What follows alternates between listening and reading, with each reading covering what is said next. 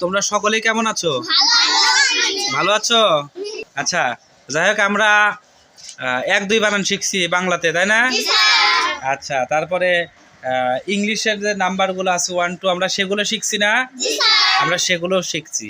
এখন আমরা ওই 1 2 বানান হচ্ছে কিভাবে উগান্ডার ভাষাত লিখতে হয় আমরা আজকে সেটা শিখবো। ওকে, তোমাদেরকে আমরা ভিডিও সহ দেখাবো যে কিভাবে 1 2 বানান উগান্ডার ভাষায় লেখে। তোমাদের এই এক বান্ধবী সহপাঠী হচ্ছে এই নাম বলার দরকার নাই, সে হচ্ছে তোমার কি করছে 1 2 বানানটা আজকে উগান্ডার ভাষায় লেখা আমাদের কাছে দিছে। প্রথম দেখাতে তো আমি ভাবতেই পারিনি এটা কি ভাষা, এটা কি ভাষা। তোমরাও তো বুঝতে পারো না, পারছিলে কি?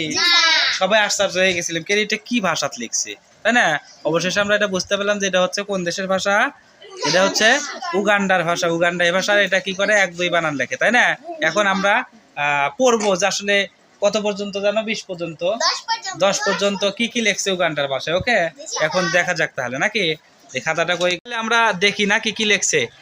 এই যে খাতাটা, এই যে হচ্ছে খাতা।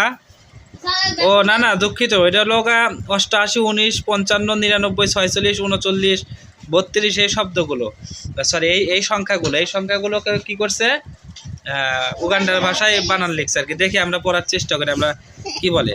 আচ্ছা, সর্বপ্রথমে আছে হচ্ছে 8 10 8 88, সেটাকে উগান্ডায় ভাষায় বলে হচ্ছে উমল।